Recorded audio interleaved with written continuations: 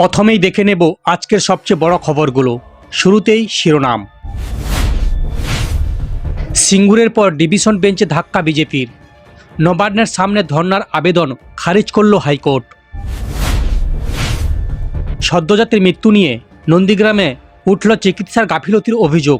Report তলব জেলা স্বাস্থ্য বিভাগে। হুমায়ুন কবিরের সঙ্গে বৈঠক সেলিমের। সিপিএমের অন্দরে জ্বলে উঠল বিদ্রোহের আগুন। অরিজিৎ সিংকে এবারে ভোটে দাঁড়াবেন? রাজনৈতিক দল না স্কুল, কি খুলবেন? মিডিয়ায় তোলপাড়। দিলীপের সভার পরই মণ্ডল সভাপতিকে মারধর জেলা সভাপতির অনুগামীরা। পিস্তল, ইট, বাঁশ প্রকাশ্যে। এরপর আসি বিস্তারিত খবরে। সিঙ্গুরের পর ডিভিশন বেঞ্চে ধাক্কা বিজেপির। বিজেপি নবান্নের সামনে ধর্নার আবেদন খারিজ করে দিল কলকাতা হাইকোর্ট। ফলে আপাতত নবান্নের সামনে কোনো ধর্নার কর্মসূচি অনুমতি পেল না পদ্ম শিবির। আইপ্যাকের অফিসে হানা এবং সেই ঘটনা তদন্তে বাধা দেওয়ার অভিযোগে একাধিক ইস্যুতে নবান্নের সামনে অবস্থান কর্মসূচি করতে চেয়ে প্রথমে সিঙ্গেল বেঞ্চে দ্বারস্থ হয়েছিলেন শুভেন্দু অধিকারীরা। তবে বিচারপতি শুভ্রা ঘোষ নবান্নের সামনে ধর্না কর্মসূচির অনুমতি দেয়নি। সেই নির্দেশকে চ্যালেঞ্জ করে প্রধান বিচারপতি সুজয় পালের ডিভিশন বেঞ্চে আবেদন জানায় বিজেপি। মামলার শুনানি শেষে রায়দান স্থগিত রেখেছে ডিভিশন বেঞ্চ। এরপর দুপুর 2টোয় রায়দান ঘোষণা করা হয়। সেখানে সিঙ্গেল বেঞ্চের সিদ্ধান্তই বহাল রাখল ডিভিশন বেঞ্চ। বিধানসভার বিরোধী দলনেতা শুভেন্দু অধিকারী নবান্নের সামনে অবস্থানে বসতে চেয়েছিলেন। উনার দাবি, মন্দিরতলা বাসস্ট্যান্ড নয়, সরাসরি নবান্নের গেটের সামনে বসেই তিনি প্রতিবাদ জানাতে চান। ইডির তদন্তে মুখ্যমন্ত্রী মমতা বন্দ্যোপাধ্যায়ের হস্তক্ষেপ ও বাধা দেওয়ার অভিযোগের প্রতিবাদে এই অবস্থান কর্মসূচি বলে জানান তিনি। এর আগে কলকাতা হাইকোর্টের বিচারপতি শুভ্রা ঘোষের পর্যবেক্ষণ ছিল, শান্তিপূর্ণ কর্মসূচি করার অধিকার সকলেরই রয়েছে, তবে নবান্ন একটি উচ্চ এবং নিরাপত্তা অঞ্চল। সেখানে কর্মসূচি করতে না দেওয়ার ক্ষেত্রে পুলিশের যে যুক্তি তা গুরুত্ব পাওয়ার যোগ্য বলেই মনে করছেন আদালত। তবে পুরোপুরি নিষেধাজ্ঞা নয়, বিকল্প জায়গার কর্মসূচি অনুমতি দেয় হাইকোর্ট। নির্দেশ অনুযায়ী নবান্ন থেকে প্রায় 1.5 কিলোমিটার দূরে মন্দিরতলা বাসস্ট্যান্ডে বিজেপি ধর্ণা দিতে পারে। সকাল 10টা থেকে বিকেল 4টে পর্যন্ত এই কর্মসূচি চলতে পারে বলে জানানো হয়। হাইকোর্ট বিজেপি ধর্ণার উপর একাধিক শর্তও আরোপ করে। কোর্ট জানায়, কর্মসূচিতে অংশ নিতে পারবেন সর্বাধিক 50 জন বিধায়ক। ধর্নার ফলে সাধারণ মানুষের যাতায়াত বা যান চলাচল কোনো বিঘ্ন ঘটানো যাবে না। উস্কানিমূলক বক্তব্য, গালিগালাজ বা অশ্লীল ভাষা ব্যবহার নিষিদ্ধ। মাইক্রোফোন ব্যবহার করা যাবে না। শব্দদূষণ সংক্রান্ত সমস্ত নিয়ম মানতে হবে। কমপক্ষে 10 জন স্বেচ্ছাসেবকের নাম ও মোবাইল নম্বর আগাম পুলিশের কাছে জমা দিতে হবে। এই নির্দেশে অসন্তোষ প্রকাশ করেন বিরোধী দলনেতা শুভেন্দু অধিকারী। ওনার বক্তব্য, নবান্নের সামনে বুক ফুলিয়ে ধর্ণা দিতে চান তারা। সিঙ্গেল বেঞ্চের এই রায়ের বিরুদ্ধেই ডিভিশন বেঞ্চে যাওয়ার সিদ্ধান্ত নেয় বিজেপি, যদিও সেখানে ধাক্কা খেলেন তারা। এরপরে যে খবরে আসি, সদ্যজাতর মৃত্যু নিয়ে নন্দীগ্রামে উঠল চিকিৎসার গাফিলতির অভিযোগ। রিপোর্ট তলব জেলা স্বাস্থ্য বিভাগে। নন্দীগ্রামে এবার এক সদ্যজাতের মৃত্যু হলো, আর সেই মৃত্যুর ঘটনা নিয়ে চিকিৎসকের বিরুদ্ধে গাফিলতির অভিযোগ তোলা হয়েছে। ব্লক স্বাস্থ্য কেন্দ্রের চিকিৎসক ও নার্সের বিরুদ্ধে এই গাফিলতির অভিযোগ তুলেছে শিশুটির পরিবারের সদস্যরা। তা নিয়ে রীতিমতো উত্তেজনার পরিবেশ তৈরি হয়েছে।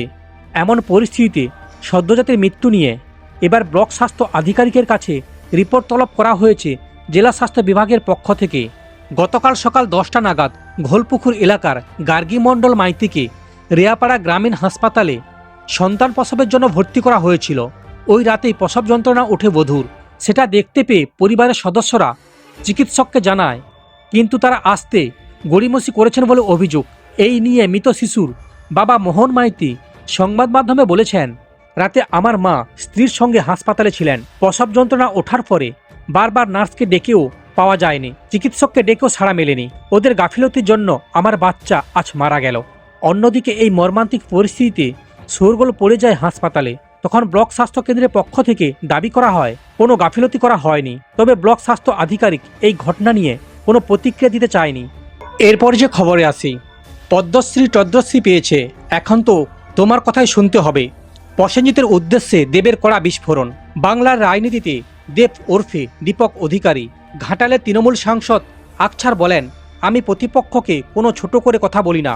নিজেকে বড় করতে গেলে অন্যকে ছোট করার দরকার হয় না। এর জন্য তারিফও পেয়েছেন দেব। কিন্তু ধূমকেতু, রঘু ডাকাত হঠাৎ কি হলো যে স্ক্রিন কমিটির বৈঠকে তিনি চ্যালেঞ্জ নিয়ে ফেললেন। এমন কিছু কথা দুম করে বলে ফেললেন যে কথা সদ্য পদ্মশ্রী পুরস্কার পাওয়া প্রসেনজিৎ চট্টোপাধ্যায়ের জন্যও অসম্মানজনক। টলিউডের আর এক হিরো জিতের জন্য অস্বস্তির, এবং যা নিয়ে এখন হৈ হৈ পড়ে গিয়েছে টলিউডে। বুধবার ইস্পাত দপ্তরে স্ক্রিনিং কমিটির বৈঠক বসেছিল, যা শেষ হয় এক গভীর অস্বস্তি আর প্রশ্নচিহ্ন নিয়ে। বাইরে থেকে দেখলে সেটি ছিল তারকায় মোড়া এক সভা। প্রথমে হাজির জিৎ, তারপরে দেব। একে একে পৌঁছন প্রসেনজিৎ চট্টোপাধ্যায়, ঋতুপর্ণা সেনগুপ্ত, শ্রীকান্ত মেহতা, নীলরতন দত্ত, বাবলু দামানি, রানা সরকার, বনি সেনগুপ্ত সহ টলিউডের প্রথম সারির সব মুখ। সভার নেতৃত্বে ছিলেন প্রিয়া সেনগুপ্ত, ছিলেন ফেডারেশনের সভাপতি স্বরূপ বিশ্বাসও। প্রসেনজিৎ চট্টোপাধ্যায়কে নিয়ে টলিউডের অনেকের মধ্যে সুখানুভূতি তৈরি হয়েছে। বুধবার সন্ধ্যায় ইস্পার বৈঠক চলাকালীনই হঠাৎ আলোচনা ছেড়ে বেরিয়ে যান দেব। মুখে স্পষ্ট বিরক্তির ছাপ। বাইরে অপেক্ষামান সাংবাদিকদের সামনে তিনি সংক্ষিপ্ত অথচ তীক্ষ্ণ শব্দ বলেন, মিটিং নিয়ে বলার জন্য অনেক বড় বড় মাথা আছেন, ওরাই বলবে। দেবের হাসিটা তার বড় সম্পদ। তবে বুধবার মিটিং থেকে বেরোনোর সময় তার কথার ভাঁজে অসন্তোষের ছাপ ছিল স্পষ্ট। শোনা যাচ্ছিল এবছর দুর্গাপুজোয় দেব ও প্রসেনজিতের ছবি একসঙ্গে সিনেমা হলে আসতে পারে। সে সম্ভাবনা নিয়ে প্রশ্ন করা হলে দেব স্পষ্ট জানান, তার ছবি ক্যালেন্ডার তৈরির আগেই জানিয়ে দিয়েছেন এবং সেই পথেই তিনি হাঁটবেন। এরপর যে খবরে আসি, হুমায়ুন কবিরের সঙ্গে বৈঠক সেলিমের। সিপিএমের অন্দরে জ্বলে উঠল বিদ্রোহের আগুন। জোট রাজনীতি নিয়ে আপাতত সতর্ক অবস্থান নিতে চাইছেন সিপিএম। জনতা উন্নয়ন পার্টির প্রতিষ্ঠাতা ও ভরতপুরের বিধায়ক হুমায়ুন কবিরের সঙ্গে সম্ভাব্য জোট নিয়ে দলের অন্দরে স্পষ্ট দ্বিমত তৈরি হয়েছে। সিপিএমের রাজ্য নেতৃত্বের একাংশের মতে এই ধরনের কোনো জোটের প্রশ্নই ওঠে না। শুধু কলকাতা নয়, শহরতলি ও জেলার একাধিক গুরুত্বপূর্ণ নেতাও এই জোটের বিরুদ্ধে জোরালো আপত্তি তুলেছেন। উনাদের অভিমত, বামফ্রন্টকে সামনে রেখে নির্বাচনী লড়াই চালানো উচিত। এই পরিস্থিতিতে 19 এবং 20 ফেব্রুয়ারি সিপিএমের রাজ্য কমিটির বৈঠক অন্তত গুরুত্বপূর্ণ বলে মনে করা হচ্ছে। তার আগে জোট সংক্রান্ত বিভ্রান্তি ও মতবিরোধ প্রাথমিকভাবে মেটানোর চেষ্টা চলছে বলে অন্দরের খবর। বুধবার নিউ টাউনে সিপিএমের রাজ্য সম্পাদক মোহাম্মদ সেলিমের সঙ্গে বৈঠক করেন হুমায়ুন কবির। বৈঠকের পর হুমায়ুন কবির বলেন, আলোচনা ইতিবাচক ও ফলপ্রসূ হয়েছে। ফলে সিপিএমের ভেতরে একাধিক প্রভাবশালী নেতা এই দাবিকে গুরুত্ব দিতে নারাজ। ওনাদের বক্তব্য, অতীতে হুমায়ুন কবিরের একাধিক সাম্প্রদায়িক মন্তব্য দলের আদর্শ ও রাজনৈতিক আলিঙ্গনের সঙ্গে সাংঘাতিক। সেই কারণে এই জোটকে তারা মোটেও গ্রহণযোগ্য বলে মনে করছেন না।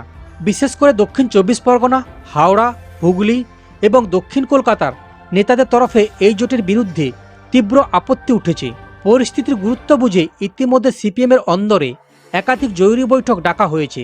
এদিকে আইএসএফ বিধায়ক নওশাদ সিদ্দিকী এই প্রসঙ্গে মন্তব্য করে বলেন, বামপন্থীরা কাদের সঙ্গে আলোচনা করবেন তা নির্ধারণ করার অধিকার অন্য কারোরও নেই।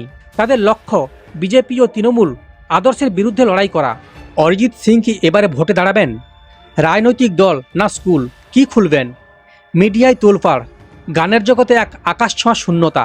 হঠাৎ করেই অরিজিৎ সিং কেন গান ছেড়ে সরে দাঁড়ালেন, এই প্রশ্ন অনেকেই বিভ্রান্ত করতে পারে।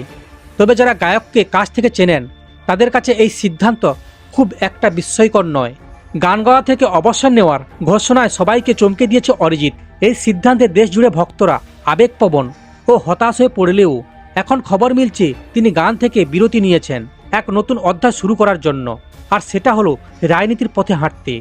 অরিজিৎ সিং নিজের রাজনৈতিক দল গঠনের কথা ভাবছেন এবং এই নির্বাচনে লড়ার কথাও চিন্তা করছেন।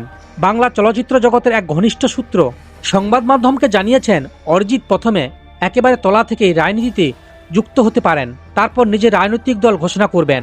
তবে 2026 সালের রাজ্য বিধানসভা নির্বাচনে তিনি আপাতত সরাসরি অংশ নেবেন না। যদিও এই বিষয়ে এখনো পর্যন্ত অরিজিৎ সিং নিজে কোনো মন্তব্য করেননি।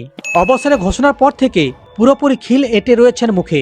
এরপরে যে খবরে আসি, দিলীপ ঘোষের সভার পরই মণ্ডল সভাপতিকে মারধর জেলার সভাপতির অনুগামীরা। পিস্তল, ইট, বাঁশ প্রকাশ্যে। বিজেপির অন্দরে যে গোষ্ঠীদ্বন্দ্ব এখনও চরম আকারে রয়েছে সেটা একবার প্রকাশ্যে চলে এলো।